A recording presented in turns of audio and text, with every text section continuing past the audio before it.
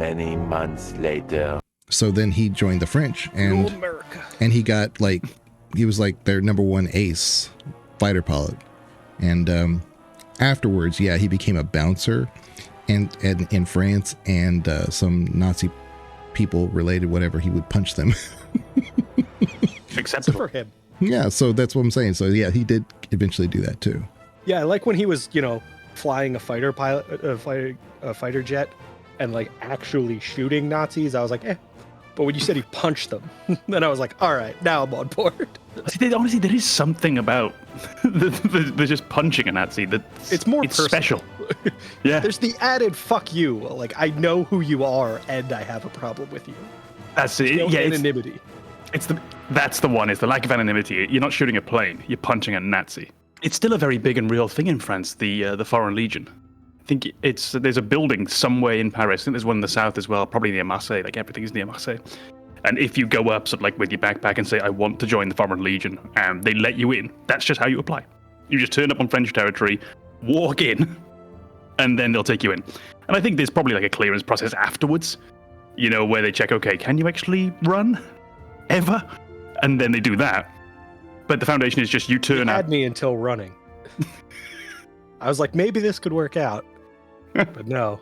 It's the most drastic attempt to get European citizenship ever. Join the French Foreign Legion.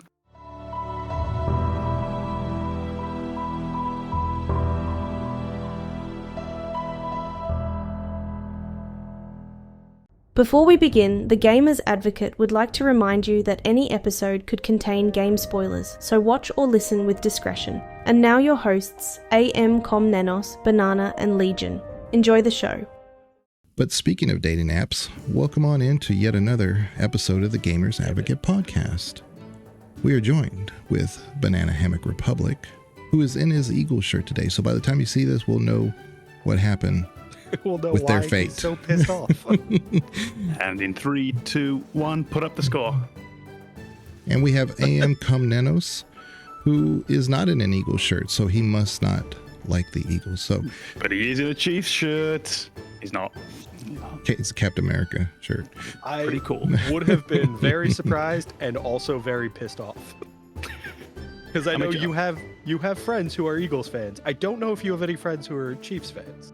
I do not have a single friend who's a Chiefs fan. Like I said, there was very briefly a Welsh player on the Chiefs practice squad, or their 52-man squad, who then didn't make the cut.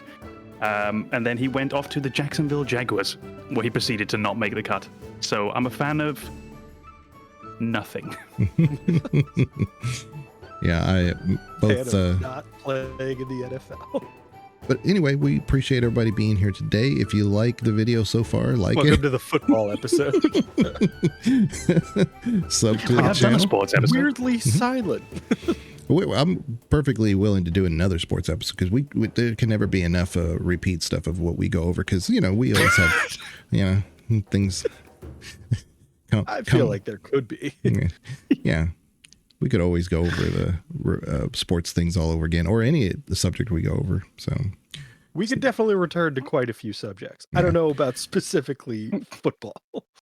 Sports, but yeah, the lore one, I keep thinking we're going to revisit that one. I'd like to at some point, but the more we know about certain things, like for instance, Com is playing Morrowind right now on Steam and on Twitch, and really looking forward to him finishing that, so we can really open that book of the lore. So, because he's reading everything, he's playing the game proper. So let's not overstate it. I'm reading some things.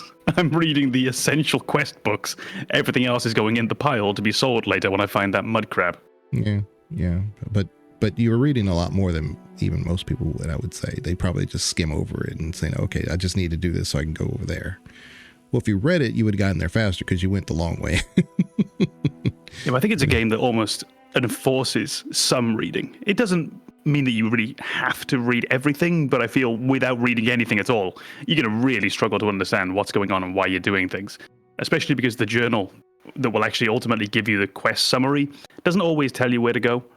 It'll normally give you a name, it'll normally give you a place, or you might suddenly have a marker on your map you didn't have before. But plenty of times there's been nothing. And there's just, okay, where would I go next? What makes sense? Go back, look at the books, go back, and look what you did last and try and piece that together. It's definitely not a puzzle game by any stretch, but it is a game that requires some investment outside of just, I go from here to there. Yeah, I love it how when the pieces do fit, they feel, it really feels like you accomplished something in that game because you paid attention. So yeah. It was particularly enjoyable reading the prophecies and the lost prophecies for the first time and thinking, oh, I've actually done part of this without realizing. And now I've got a path. And there's just something special about the way that that's presented to you. And it's not done with fanfare. It's given to you in a book, and you choose to read the book, and you don't really have to make any massive logical leaps because it's quite literal, the thing you're reading. But it's still on you to read it and say, oh shit, I did that. Oh, I did that. There's no cutscene, there's no triumphant music. You just realize what you did. Yeah, it's special. Morrowind's very special. Would you say that it's a hot take? It's peak Bethesda? Peak Bethesda storytelling for sure. It's their best game they've ever done, easily. But like I said, with all the copies sold of Oblivion, Fallout, and Skyrim. Of the story aspect. Because I would say that one of the things I've noticed from Com's playthrough is that navigation in that world seems like a colossal pain in the ass. And the way that it's done in Skyrim, which is my most familiar game in that series, feels so obvious that like I'm surprised they didn't figure it out sooner.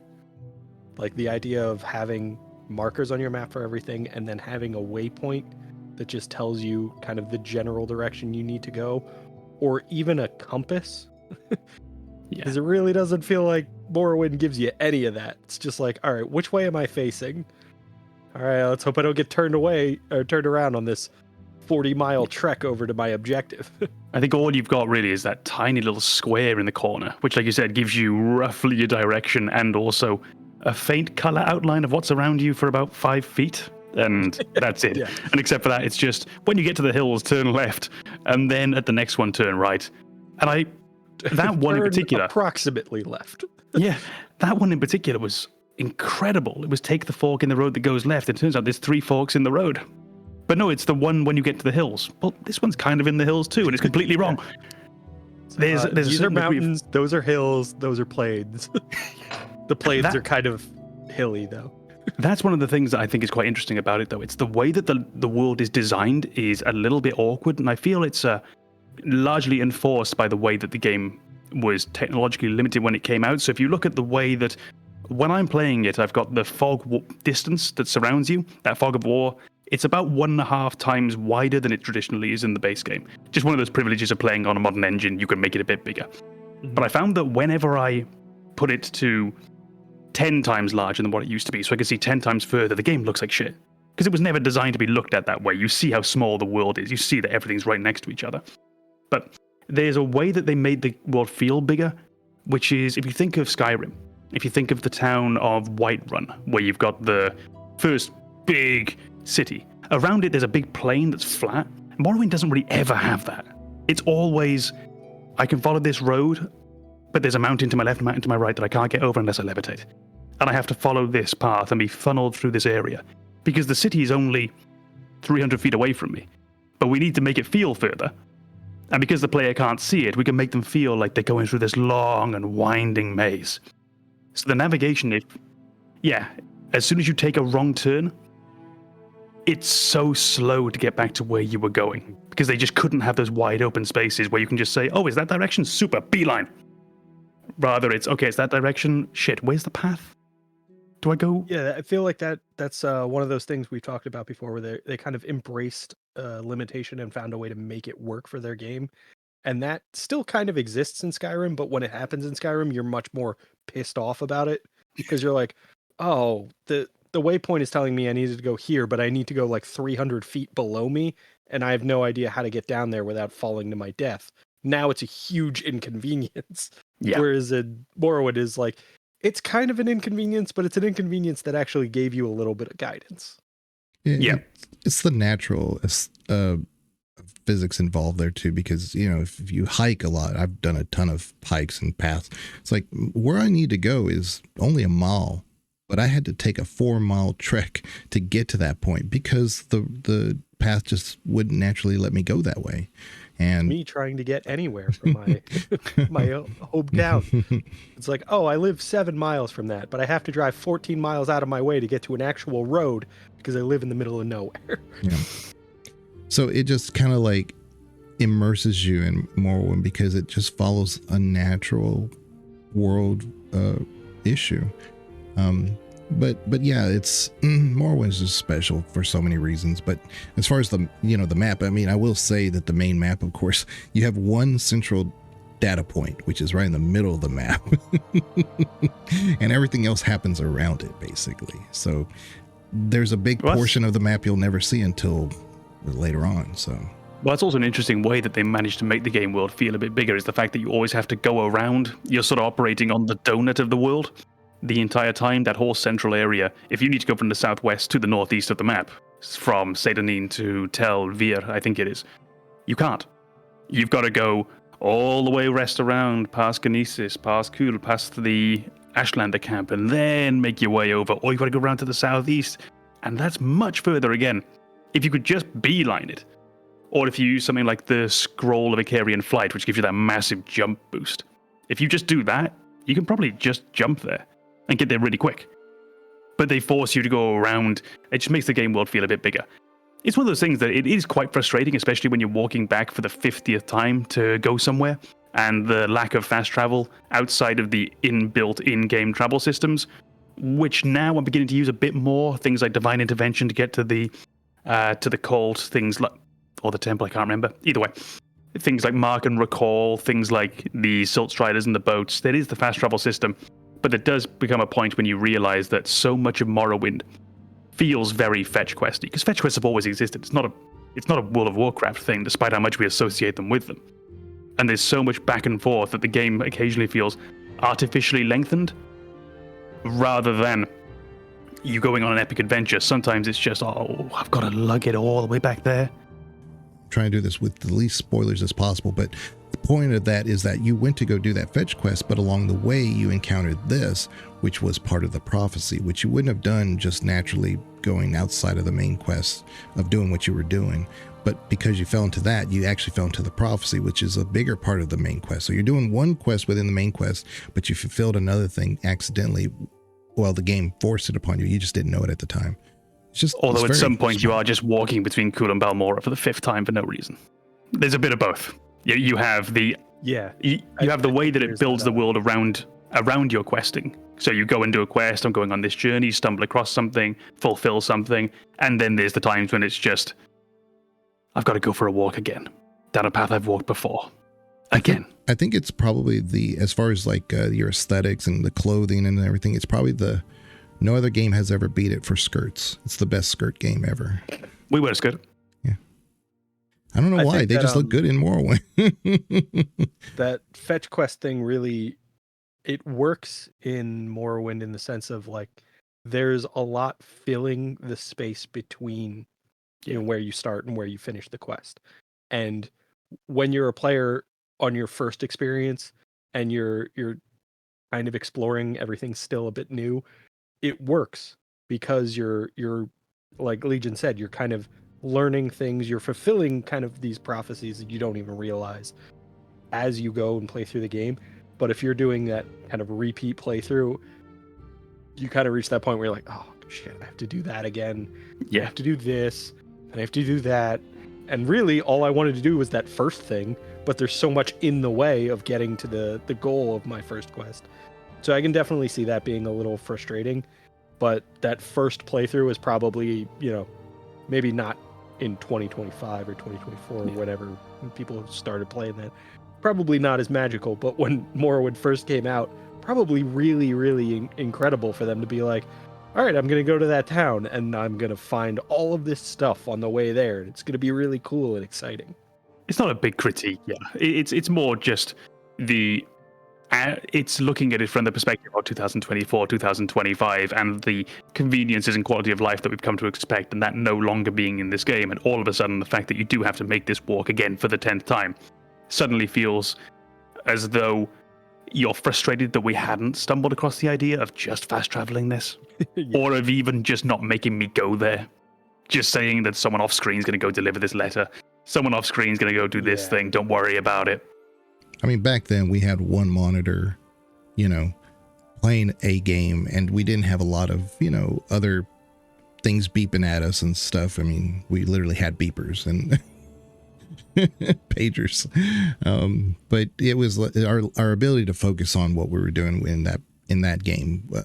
We had a lot less distractions in the outside world. Like I now have a Discord call, or I have an email that pops up, or this and that. We have all these things that are getting in the way, whereas Morrowind was at a time where you didn't really mind that because it was just filling up the time anyway, because what else were you doing? Weirdly, I think Morrowind is one of those games that almost feels like a perfect size. And I'm not against games getting bigger and bigger within reason, as long as stop it, Banana. As long as we're maintaining that quality control throughout the world, it's fine. The problem is there comes a point when you probably can't. And I don't know where that sweet spot is. It depends on the size of the studio, it depends on the size of the employees, it depends on the time the game's in development, it depends on the ability of the director to actually maintain a consistent vision, not necessarily consistent. Trouble taking this seriously. A consistent style. Depends on the motion of the ocean. We're just getting into euphemisms now. It's Morrowind's a grower, not a shower. That's just. Yep, this is exactly where I thought this was going to end up going. It wasn't me this time.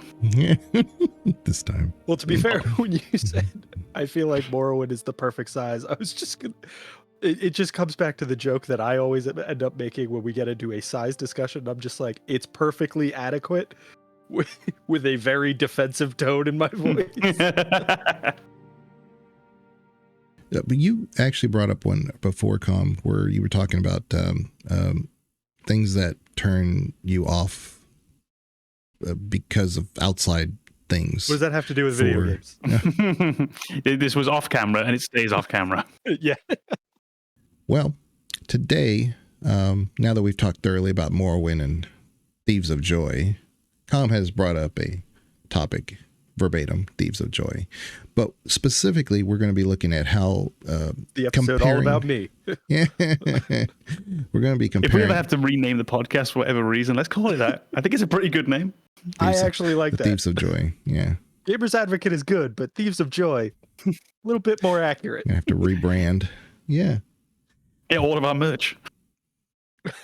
Yeah. Oh, no.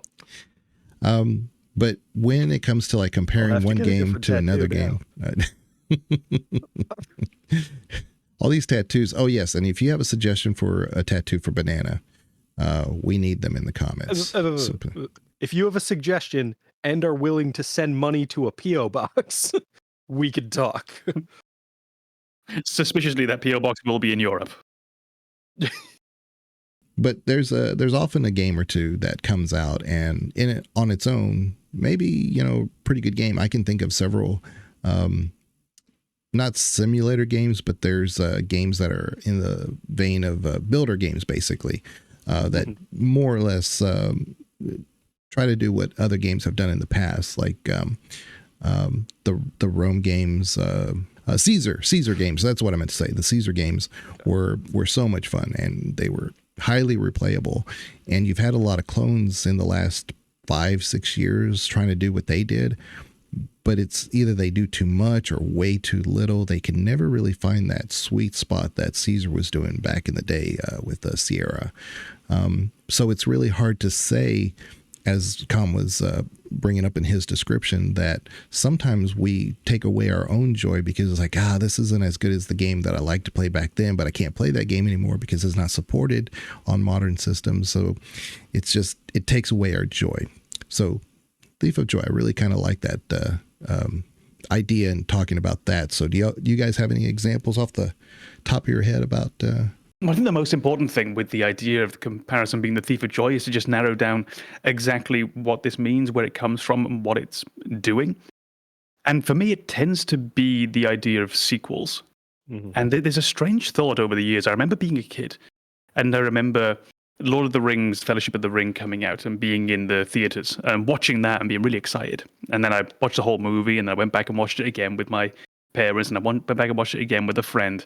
And then it came out on DVD, and I picked that up. And there was always a few months to go before the second movie, and then the third movie would come out after the DVD was released. And I was really excited, and I was really looking forward to it, and I was very curious where they were going to go with it. And there was just that real, yes, let's see, what's next? And I get the same with TV. I remember when Game of Thrones was first running. So we had the first season finished. Holy hell, what are they going to do for the second, then the third, then the fourth? I think gaming is an odd one, because we don't always do this. I feel as though gaming, and there's a few series in particular where I feel that it really gets hit. Mass Effect would be one. Civilization would be another. Dragon Age, we talked about before, so I don't really want to get into it because I'm kind of sick of talking about Dragon Age, for goodness sake. But these are games where whenever a new one comes out, we seem to not be excited for it. We seem to not be looking forward to what they're doing. And I feel as though us as fans, we often want to dictate to the studios. Oh, not in any real, true, forceful way. Dictate's probably the wrong word. But we're disappointed that the studios want to develop the game that they want to make, and we want them to develop the game that we want them to make. And when a series decides to iterate, and this is where I think certain series end up being the target of this. Civilization would be one, because they try to make each game different from the other. We go into it with the least optimism, and we go into it with a true sense of pessimism and negativity that harms our own ability to enjoy the waiting period for the game coming out, which I think is a big one, because that's really fun, oddly enough. The week before the game comes out, the 2 weeks before it comes out, what's it going to be like? Let's get ready. And it happens just our enjoyment on day one. And we end up in this grand cycle where a new game comes out and we're not happy to see it. And then a few years later, the weird thing is, when the next sequel comes, we're not happy to see that either. Mm-hmm. And it's just an odd thing that I think exists very specifically in gaming. And I don't know why. Yeah, I think you're absolutely right in that gaming sits in kind of a unique position there where maybe I have noticed it in other media, but it took a while to get there. So when, more Marvel movies keep coming out, I feel like I'm oversaturated with them and I'm ready to move on. So I'm not as excited about those. But I feel like that happens so much faster with video gaming, and I don't know why. Feels like when, they announce a sequel to a video game I enjoyed, I'm poised to be disappointed, which is not how you approach more content from something you already enjoyed. You're not supposed to be like, oh, I can't wait to hate this. That's a very unhealthy attitude. That's an odd one, actually. To follow on to the Marvel point, I think it's not quite the same. If you see what I mean, I wonder if with Marvel, you're just oversaturated and there's just too much of it. I don't know if your thought process is, God, I wish the next movie, I don't know what it is. Oh, I wish that was just like Iron Man 1. Or I wish it was just like The Winter Soldier. I wish they just did exactly the same thing as they used to with only a small improvement. I don't think our problem with it is the fact that they change and evolve. It's more the fact that there's just so fucking many that I'm tired of looking at this shit. Which, oddly enough, maybe the exact opposite, in that if they did something completely different, maybe we'd think, oh, finally. Oof, it's about time you did this. Yes. Or maybe not. Just a thought that it might be slightly different. I think you're definitely right. With Marvel, it feels like always more of the same. And there are so many Marvel movies at this point. And you have competitors with, DC trying to make their own movies as well. There's a lot of superhero content. And then that bleeding into other media to have video games related to Marvel and DC. It's oversaturation at this point. So, that might not be the most accurate comparison. But I do feel like with video games, even when there is significant gaps in development or release dates between entries in a series, I feel like just the announcement that there's another game in that series will get that immediate response of, yeah, I bet it's going to suck. And I don't know why that is. Well, I just thought of another one. I was wondering if maybe there is a particular series that you think of when you think of this mindset. And another one came to mind for me, which was Elder Scrolls. And it's a really obvious one. We talked about it earlier as well. But I'm sure that we've been around long enough to see that cycle of life that I didn't see when Morrowind was coming out. I think this is the earlier days of widespread adoption of the internet, so we're not going to have the mass amount of people online able and willing to complain about it. It's going to be a more dedicated community at that point. But by the time Oblivion comes out, we already have people raging that the leveling up system isn't like it used to be, and that they've simplified the weapons system. Because I think at that point you stopped having spear skills, for example. You stopped having specific skills. You just had long short swords and short swords or something like that. And we were disappointed that they simplified like that. But then by the time Skyrim comes out, we're annoyed at Skyrim because they've simplified it. Why can't it be more like Oblivion? Remember what Oblivion used to be like, how good that was? And now Skyrim comes out, and we're complaining that they've simplified things and things are different. But now we're waiting for Elder Scrolls 6, and already you can feel wow, I bet it's not going to be as good as Skyrim. And then we look back at how good that game was, and it's just this endless infernal cycle of just, game comes out, bad. We grow to like it, love it. Next game's coming out, I bet it's going to be, game's bad. Mm-hmm. And I don't know where it comes from, and I wonder how much of it might possibly be linked to online culture being based so much around rage. And just that idea of it's much easier to hate something than it is to like it. It's certainly a lot easier to make critical content about a game to say that you hate it rather than what you like. It's a lot easier. And it's a lot easier to make a title that inspires the clicking. Yeah. If you see what I mean. Yeah. No, rage baiting is a real thing that actually makes quite a lot of money in platforms like YouTube. They're not interested in teaching you anything. There's no objectivity here. They're simply just trying to get you to find something to plant your flag in and say, no, this is bad, this is wrong. So any variation of that, they can get on board with. So it's like, oh, this one's bad because it's a very both ways. Like if you have people who agree with you, they'll probably leave a comment like, thank you for finally standing up and talking about this thing I also hate. And then you have people who disagree with you and they'll leave a comment. Fuck you, you're wrong. Rage drives engagement. So I totally get that. That thrilled me, by the way. Go back and look at the YouTube comments on the Mortismal Gaming review for Veilguard, and then go and look at the ones on the Skill Up review for Veilguard, and just look at the way that these two communities became completely divided, where the people in Mortems are generally quite pro the game, not entirely, but quite pro, and then Skill Ups is this wall of negativity. And it's a weird thing if you go back and watch his review, he's actually not quite as scathing as the comments are. He's scathing, but not as much as they are. It seems that it sort of funnels the faucet of shit hate down into his comment section. But it's bizarre that it's just so different between the two. Well, when you start off your video, the first 5 minutes or so, with examples that have no context and they're actually basing it on the limited information you have and then using that and then later on, I would say, not Mortismal, the other one you mentioned, goes on to say, oh, well, it was more like this. So yes, it was more objective later on, but you didn't start off that way. So you already started the conversation. So I didn't think his review was bad at all. I actually really enjoyed it. I thought it was one of the better ones that I saw. And it was a review that by the end, I just remember thinking, I don't agree with you on it, but I don't think you're particularly wrong about anything.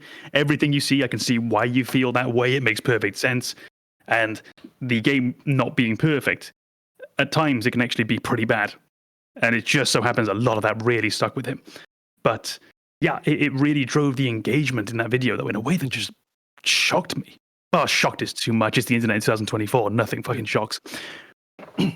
But I think you were, I think you were definitely kind of right in the structure of that video, and I think that structure is almost emblematic of the way the gaming community responds to these. It's very much a visceral, immediate reaction to these games, and that is usually very hateful and kind of critical and problematic, really. And then as people play the games more, as they give them more of a chance, as they learn more about the game, that hateful edge kind of softens and they open up to recognizing things about the game that they actually like. And then you find out that this person who left a scathing review on the release day has put in, 2,400 hours since release and actually grew to love the game. And now they're going to put up another scathing review of the sequel that comes out and then grow to love that game. I think that's weirdly the way the gaming community operates, where their default emotion is hate. And then as they give a game a chance, as they invest in it and kind of get the actual experience that the developers put together for them, they open up and they start to enjoy the game. But they are very, very empowered to share that initial response. And that's where you get a lot of that hateful criticism from. And then that almost becomes kind of the recorded response to a game is, wow, this was not received well, despite the fact that all of these people kept their copies of the game, continued to put hours into it, but they left those terrible reviews up. The Veilguard one in particular, actually, is just one that really bummed me out because it's become now the received wisdom as well that it was awful, and it really isn't. Again, it's not great. I don't think it's an amazing game. It's still probably the Dragon Age game that I had the most fun with, and I just mean simply fun. It was just, it's fun to do the mage power slam where you slam the staff in the ground, everything goes boom around you. It was really competently made. Yet for some reason the received wisdom now is that the game wasn't even made like competently, technically. Like, as a pure creation, it's really quite something. It's just not a game that... It didn't have the Cyberpunk launch where it's just unplayable. That no, exactly. the case. That's exactly what I was going to say. Like, as far as video games that I've played recently, Veilguard was one of the most well-made in terms of just playing the game. I didn't run into crashes or bugs or game-breaking issues. It just played the game, and it, like Kam was saying, it wasn't, exceptional. It wasn't the greatest game I've ever played, but it was fun, and it worked. And sadly, we've reached a point in video gaming where working is not a guarantee. Yeah. And this isn't a big thing that we should be praising it for. Like, I'm not trying to say that this is a great thing. Yeah, the game worked. Super duper 7 out of 10. It's not that. It's really just saying that it's a bizarre criticism to say that the game wasn't even working properly, that it was really buggy. Because there's already enough to criticize. There's already enough things we can talk about, so let's just be reasonable about it and give it the props where they're due, and then give it the criticism where they're due. And again, there's plenty of places for it. I did say I didn't want to talk about Veilguard anymore, and I dragged us down here. I'm sorry. So about Mass Effect Andromeda. It's still BioWare. Baby steps, Kam. Baby steps. The lack of third-party software isn't in Veilguard. It's in every single game that comes out that's a AAA title. And they said, no, we're not going to put any third-party software. They did that as a gesture of good faith, and that just got lost with all the other things. And it's like, guys, I mean... The fact that I don't have a stupid BioWare launcher on my computer, thank you. Thank you, BioWare. And fuck you, everyone else. Unlike Red Dead 2, who is a well-beloved game, and deservedly so, I have to pretty much have a Rockstar launcher to launch it from Steam, which is ridiculous. I cannot get L.A. Noire to run. I've never been able to get it to run on my PC, just with the launcher. It just glitches out. And it's a shame, because apparently it's amazing. But I can't play it. I really enjoyed L.A. Noire. Yeah, I heard wonderful things about it. It's a really good game. It's kind of long for me, but yeah. I hate disparaging long games. I know Kam brought that up as a possible topic we may go over. But more accurate to say it's a bit slow at times. Yeah, that's what I really heard about it. Yeah. I don't know if anyone ever played a game back on the PlayStation that was called The Getaway, which was a sort of UK Grand Theft Auto, and it ended up playing a lot more like a film. If you've seen Lock, Stock and Two Smoking Barrels, something like that, it played out more like a gangster movie, in the sense of you weren't typically driving in the street, crashing over everything like a sandbox. It was you left your base where your mission was going to be given to you. You got in the car, a lot of dialogue on the way. You just drove through the streets. You just drove. You followed the streets and you followed the map and you drove and you just got there. You didn't do jumps, nothing like that. And just 10 minutes later, you arrived at the site and did your mission. It was this slow, very deliberate pace through the game, which was honestly really welcome. A really interesting thing. And I heard L.A. Noire was fairly similar. Yeah. It was a big world, but it wasn't a sandbox. I could be honest, I was kind of hoping you were going to tell me that, like, you get to the place where you're doing your mission and everything goes horribly wrong, just like Lock, Stock, and Two Smoking Barrels. But unfortunately, no. I haven't seen that movie in so many years. I'd love to watch it again. I've rewatched it within the last year. It is still wonderful. I am a huge fan. I rewatched Snatch about 6 months ago. That holds up. I liked it as much as Lock, Stock, but it holds up. So I've got high hopes for Lock, Stock, Two Smoking Barrels. Then if you saw the film Shallow Grave, which was from a very similar time, bold, widespread recommendation. Anyone watch the movie Shallow Grave. I think it's actually out of print, and there is a copy on YouTube, so it's probably there. Maybe go check it out. But there's a couple of different ways that we could look at that too, Do as a far as movie like games, yeah. yeah. So if we look at like what you were mentioning before, like follow up to series, that's definitely a way to not look forward to something because maybe the prior version just didn't meet our expectations or something. So like, oh, you're gonna make another version of the thing I don't like anymore. I get that, but there's also the comparison between different series. So for instance, like Civilization, Humankind wasn't the best game, but it can't help itself to be, often referred to. It's not Civilization, because even Civilization within the series sometimes gets like, it's not I don't like Civilization 6 because it wasn't enough like Civilization 4, which was, had its, best moments of Civilization or whatever. And so that's almost like the perfect situation where you have like a series compared to itself and compared to other ones. And those other ones don't really have a chance because they're trying to do something unique, but they're so similar in what they do that you can't help but criticize it for not being that other game. I wonder if that's part of the issue we see with kind of modern games is there is so much similarity and people kind of attempting to copy what has worked for other development studios and other games. Like look at Marvel Rivals and Overwatch. That is, the gameplay is almost identical. It really does seem like, Marvel is just trying to bite into the market share that Overwatch had. And it's working, but the game we got is a game we already had, really, just reskinned with Marvel. And I have long since moved away from Overwatch, so I don't really have a dog in that fight. I don't really have the data to provide any meaningful analysis. But I wonder if that's part of why we see this kind of tendency to comparison is because we have so many things that are kind of deliberately copying other successful games in the hope to kind of leverage that previous success with a new IP. And it also works in reverse. Sometimes, like Path of Exile, for instance, supposed to be basically a Diablo clone. Right now, the community is very much on the side of Path of Exile and has abandoned Diablo. But Diablo kind of almost did it to itself through its series because, it had obviously for me, the best one of all time, Diablo 2. But, and I'll have people that argue, say, no, it was the original Diablo was better. That's not, whatever. That's an opinion. That's fine. Those people are wrong. Yeah, they're wrong. But Diablo 2 does a lot of things just perfectly right. And there's a grind there. And they abandoned that in Diablo 3. And then Diablo 4 had its launch that was more recent. I won't go into the details of that. But then they actually tried to make it more like Diablo 3 because then the community was arguing about it so much. So it's kind of weird. So Path of Exile said, we'll step in. We'll do the right thing. And they do a lot of good things, a lot of right things, but they found out pretty quick that they can't do everything, and that's why their development has slowed on it. But to be fair, like I said, sometimes that works in reverse. You can kind of get yourself stuck in the mud, and another developer says, okay, we'll fill in.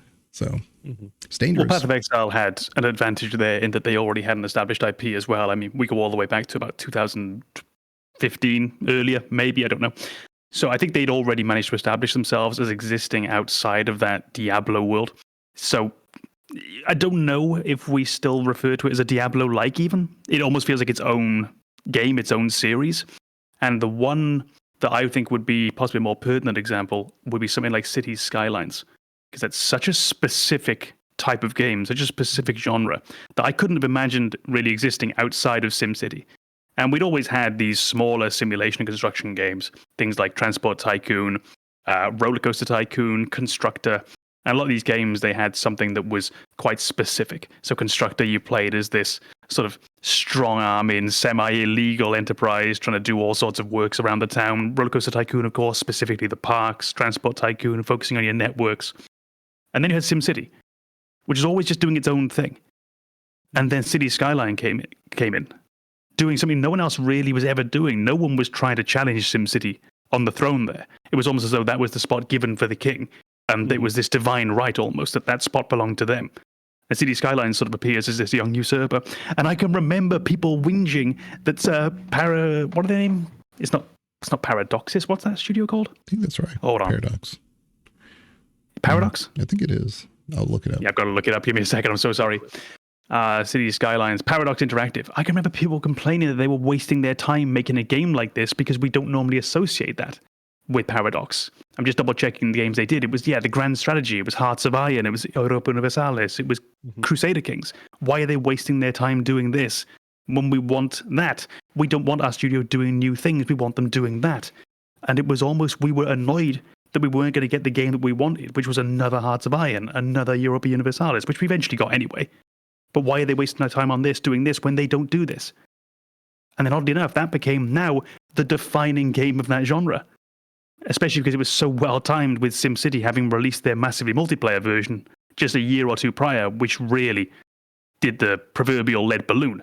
That just absolutely blew up in their faces.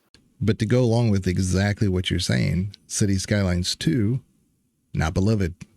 I forgot that existed until you just said that. So it checked all those boxes. I probably put 10 hours into it. Oh, it's not much, is it? Didn't click for me. Yeah. What SimCity was great about that is that you could actually build, a good city and have fun with that. And it was a bit quirky. You had the newspaper and you had like these weird headlines and it was a bit fun and it was a little comical at the same time, whereas City Skylines is all business. It's the suit and tie version of SimCity. So you have to really, really want to build something in City Skylines. That's what never really clicked for me. I liked a little bit of the zaniness. Well, that's a game that almost knows its audience, doesn't it? I think it realizes that there is a big crowd out there who want those simulations. And we talked about it before. The kind of simulation that you can do in your everyday life, things like Power Wash. I can go and Power Wash right now if I really want to.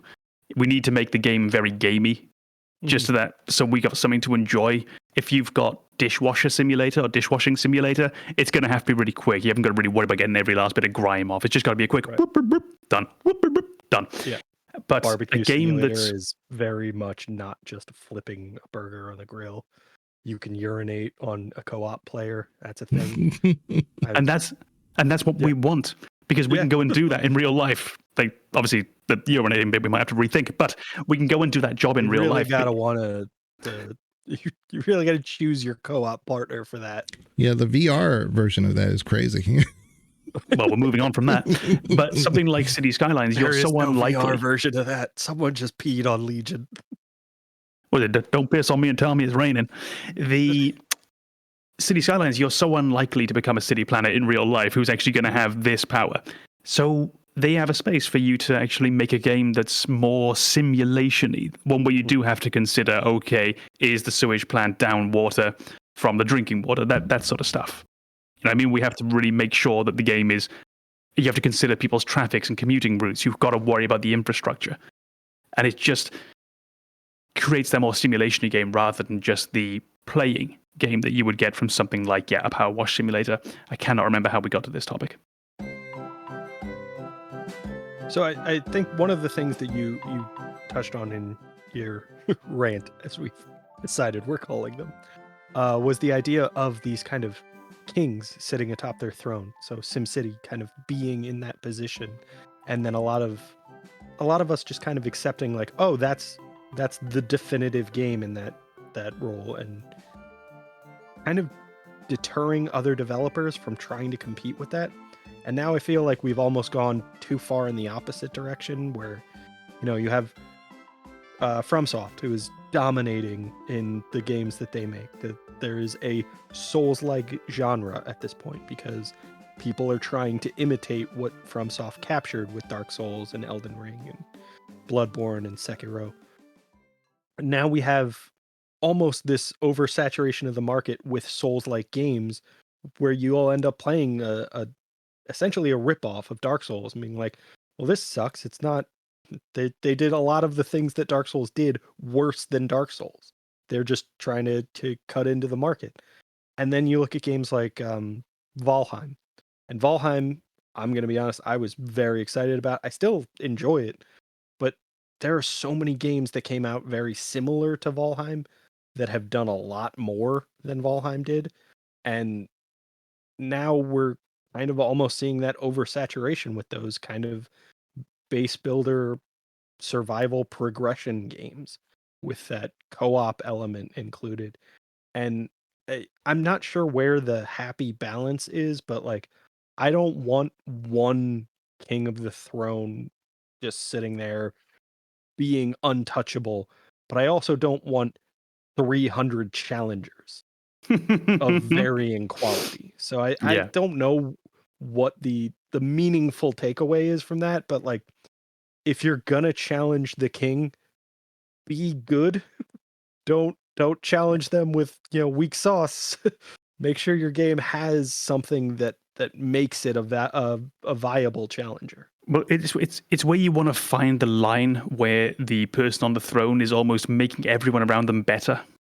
It's not that they get so far ahead that the rest aren't really challengers, or they just end up surrounded by complete dross. You want to have them in a position where people are then building on top of that, so that the throne is always in this case of jeopardy, where we can't decide actually which game is the one that best defines the genre right now. And maybe a good example of that would be something like the RPGs coming out of Japan in the 90s, where you did have multiple series, particularly within Japan, more than worldwide. But you had Final Fantasy, which could very easily and quickly be replaced by the next Dragon Quest game that came out. And then you had games like Legend of Dragoon, or you had some games that played with the system a bit differently, like Vandal Hearts. And you always had these different challenges that were just pushing and fighting to see which one was on the top. And I think they made themselves better. They made each other better, in the way that in music, the Beatles and the Rolling Stones and the Beach Boys made each other better because they always wanted to one-up what the other person did. It wasn't just that they were using the systems, they weren't just taking things from the others and doing a version of it. They were looking at what the other company did, or in that case, the other bands did, and thinking, how can we do that better? Mm-hmm. How can we become the best?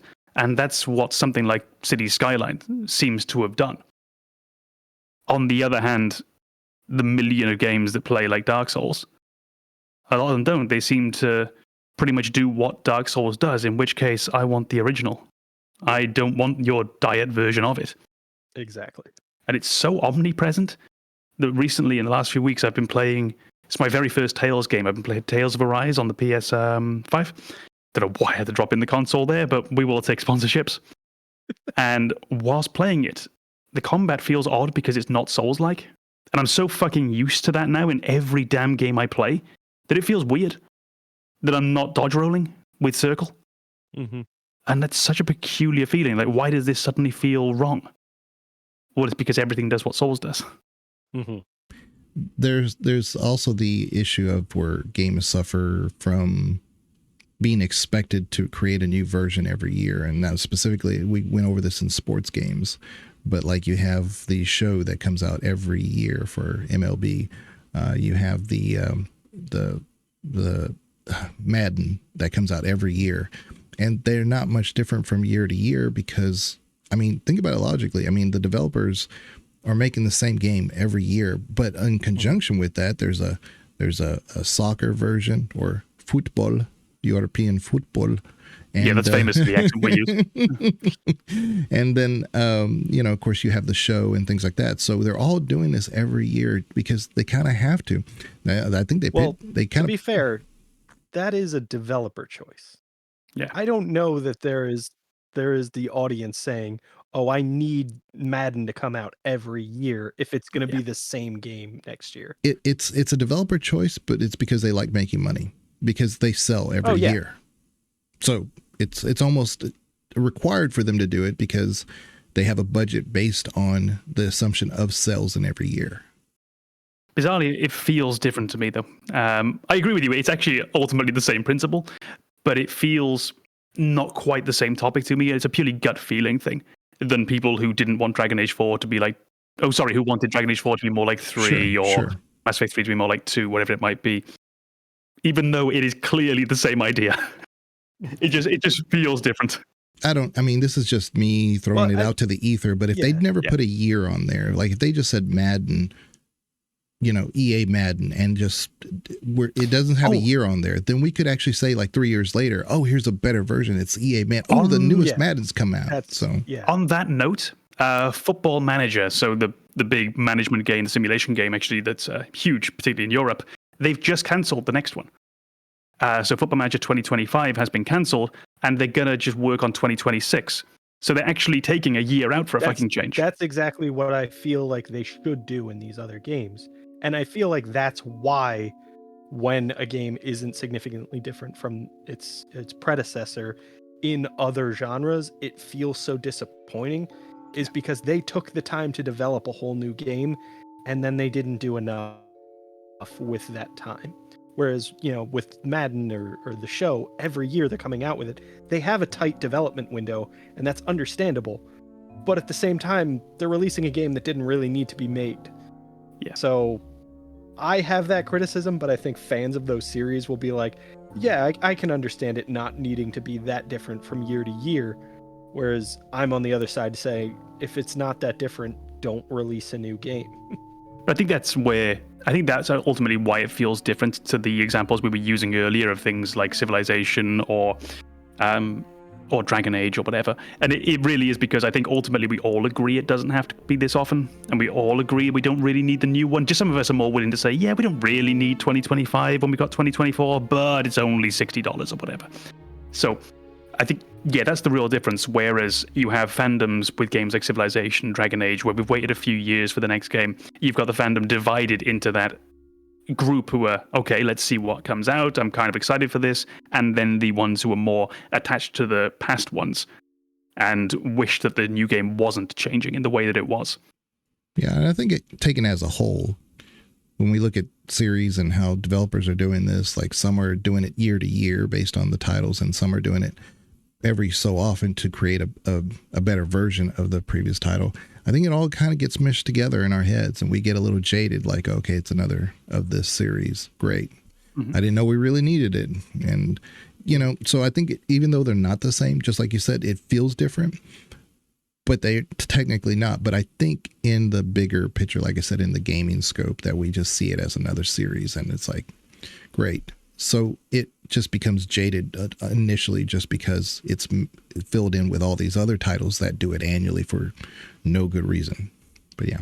Yeah.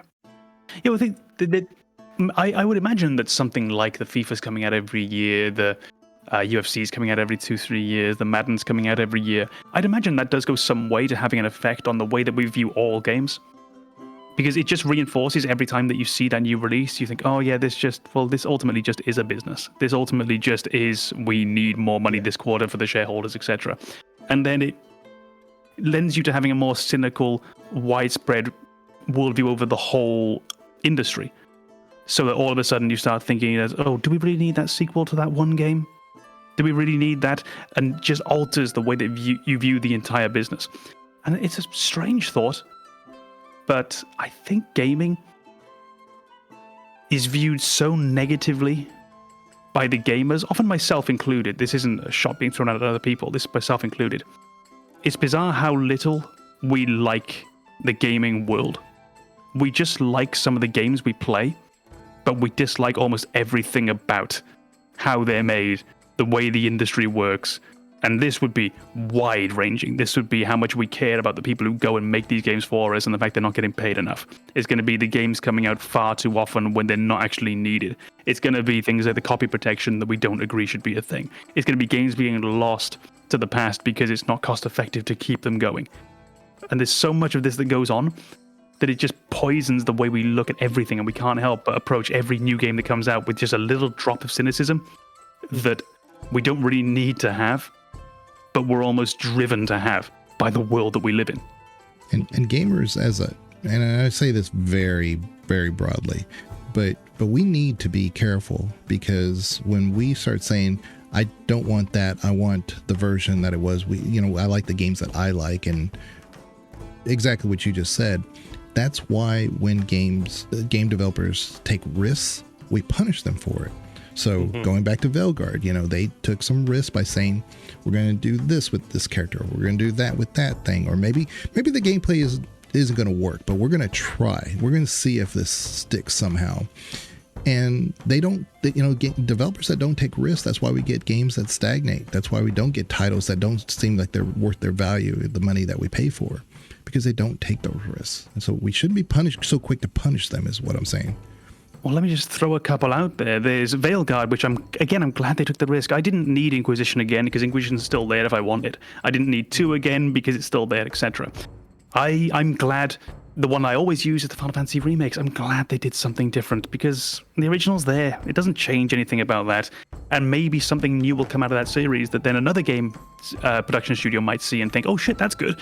What can we do to build on that? And we keep the ball rolling and we keep games developing and being different through every generation, and that's what we want.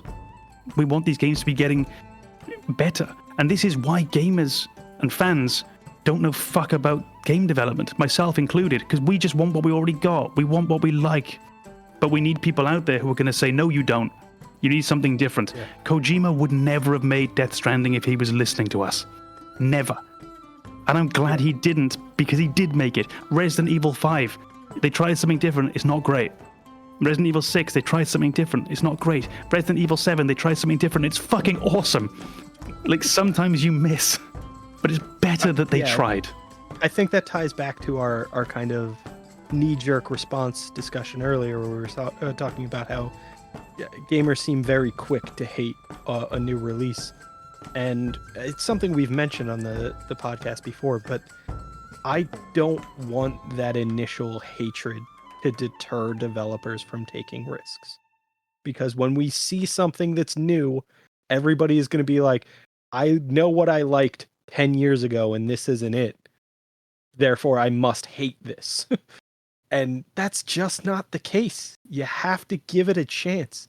And we see that immediate reaction to a lot of these games that try something new. And it's not a fair assessment.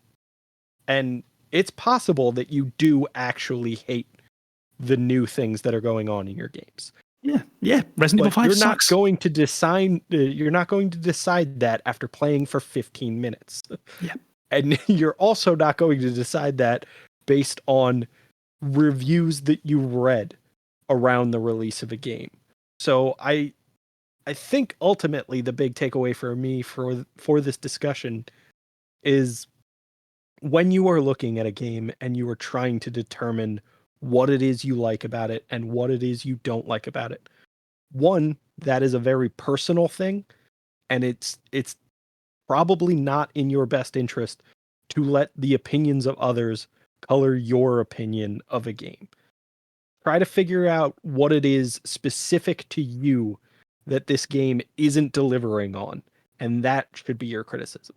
And you really need to give the game a chance when you're playing it to not go in with that cynicism, not go in with that determined to find something you don't like, and not go in with that expectation of it being the previous game in a series. And I think that last one is where a lot of us struggle. I know I struggle with that because I do have my favorite games, and those games are parts of series that continue to this day. So when I get a new entry in that series and it doesn't do the things that I liked about my favorite entry in that series, I'm going to be a little disappointed. But I have to recognize that they've already done that. That thing that I liked about my favorite game, that's in my favorite game. It doesn't need to be in every other game. They've done it. It's been accomplished. We can move on. And maybe they'll find something that is even better than what I liked about my favorite game. Maybe they won't. But I have to give them a chance. And I think it's really the same sort of two things with me. The big point that I have with gaming now is that, and this is an odd one, but it's so true, I love gaming. I think it's amazing. And I want to enjoy it when I do it. So I try to go into every game, and this will soften my critical blinkers a little bit, but I go into every game thinking, I really hope this is fun. Let's go, let's see what you've got for me, and let's see what the game's going to be. And it definitely does soften, so I don't go into a game very often and hate it, because I've gone in wanting to give it the benefit of the doubt, because I want to have fun. But when it comes to game development, we have to take the good with the bad so that we can get something that's new and interesting. The price we might have to pay for new and interesting games is the fact that we're going to get new shit games. We're going to get games where they try to do something fun and interesting, and actually it's just kind of crap. And that's the price we're going to have to pay. as we put all of these games out there. Some are going to be good, some are going to be bad. But if the heart and soul of the developer is in there, it deserves our respect, at least to the point that we should go into it with good faith and see if there's anything within these games that they've got to offer for us. And if it turns out to be shit, it turns out to be shit. On the other hand, it might be Outer Wilds. On the other hand, it might be something really interesting. I think there's I forget what the name of it is. There's a screenwriting guide, and I think it's like Screenwriter's Guide to, or Screenwriting for Fun and Profit, and the word fun is crossed out. And it's basically a guideline to sell your screenplay. And it basically boils down, the last 30 years of movies to a formula. And this is how you sell a screenplay that's going to get your movie made. And it's how you end up with formulaic bullshit that nobody actually cares about. They just shut off their brain for 90 minutes and they pay for a ticket or whatever it is. I don't want that for video gaming. I don't need shovelware. I don't need that crap that is just copy and paste. And the way you get that crap is by shitting on everything that's new. So I wholly support the idea of going into every game with an open mind to say that I hope this is fun. I don't need it to be something I've already experienced. And like I said, I'm guilty of that too. I am not going into every video game thinking, I hope this is something fun and new. Sometimes I'm going into it hoping, I hope they brought in all of my favorite things from previous games and somehow found a way to inject new stuff on top of that, even though I know that's somewhat impossible. How do you take everything I loved from a video game and then build a new video game that is somehow not disappointing? I don't think it's a possibility. So my last point on this is, I'm a big Mass Effect fan, and obviously with the N7. Really? Yeah.